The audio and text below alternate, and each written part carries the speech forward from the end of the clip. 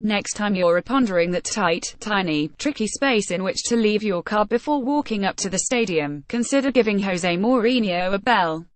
After all, nobody can park quite like the Manchester United manager. It's become something of a cliché that Mourinho revels in maneuvering the proverbial bus directly in front of his own goal and then leaving it stationary for the next 90 minutes plus. But it's one born of fact.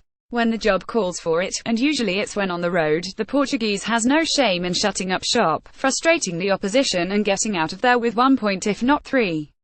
You can't argue with its effectiveness even if it makes for a somewhat ugly spectacle for the neutral and a frustrating time for the opponent. Such was the case for Liverpool on Saturday, when Jurgen Klopp's side came up against the same brick wall that had ported them in this fixture last season. To be fair, given the Reds' well-documented profligacy of recent weeks, it was something of a no-brainer from Mourinho, even if it required a fine save from David De Gea for United to escape with a draw. Speaking afterwards, Klopp couldn't even bring himself to contemplate employing a similarly cautious approach. But it would be wrong for the Reds' boss to completely dismiss Mourinho's methods. Liverpool supporters assuming the moral, attacking high ground probably forget that when the Reds were snaffling trophies during the 1960s, 70s and 80s, they were no strangers to sitting back and making life difficult. Jose Mourinho upset a lot of people with his safety-first approach at Anfield even in the 2000s. The silverware snared under Gerard Houllier and Rafael Benitez had its foundations in results where backs were placed firmly against the wall. You keep the ball and we'll keep the results, declared Houllier after one infamous stifling job in Barcelona earned a goalless draw. Sure, the football wasn't always as electrifying as under Klopp, but it worked. And with only one win in 8, it's clear the Germans' methods aren't doing the business for Liverpool right now. Was there, though, a subtle change in emphasis at Anfield on Saturday? Mourinho admitted he was surprised by Klopp not going for it in the closing stages, not least as his plan for victory relied on it. Klopp, however, didn't want to surrender the initiative his midfield had gained from almost the very first whistle, especially with United short on players in the position. It was a question of control. And Klopp outsmarted Mourinho by ensuring Liverpool kept theirs, even if the finishing touch was lacking. Control, or the lack of it, has become a burning issue this season for the Reds, debating the resolve of the defence and the composure of the midfield shield. Of course, for all the talk of United's resolute showing on Saturday, Liverpool's defence earned only a third clean sheet of the season with an impressive display, both collectively and individually.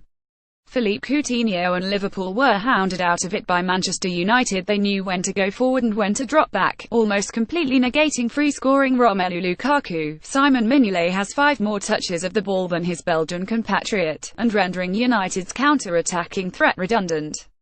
But while the backline has, the skewed defeat at Manchester City aside, a decent record in most games against their main rivals, these haven't been the real concern for Klopp. The costly goals have come from lapses in concentration and organisation against lesser opponents. Think Newcastle, think Burnley, think Leicester City in the League Cup. Almost every goal avoidable, each costly. Defending is also a state of mind. Despite some good build-up play from Liverpool, United rarely looked like conceding, so well drilled was their defensive setup. The Reds knew good opportunities would not be often forthcoming. A reputation for stinginess is built and opponents can swiftly become disheartened. Liverpool's standing, though, is the exact opposite. You know you'll get a chance. Changing that perception arrives through work on the training ground, the right personnel and, yes, compromise when going forward. Even if it's not for the full 90 minutes, there are periods when such basics are essential and can ensure Liverpool don't have harem-scarum outings such as on the opening day at Watford. On the basis of the 3 meetings between Klopp's Liverpool and Mourinho's United, all of which have been drawn, there's a strong claim for the former being the better team, with the Old Trafford side having had a sum total of 2 shots on target in the last 2 Anfield visits. But when it comes to being the most effective, the league table and United's trophy haul last season suggests they are firmly in the box seat. Ander Herrera and Manchester United made life difficult for Roberto Firmino, and Liverpool pragmatism doesn't hurt. There's a time and a place to be, well, boring. And while it doesn't always have to be as obvious as on display by Mourinho and United on Saturday, Liverpool would do well to learn from the experience.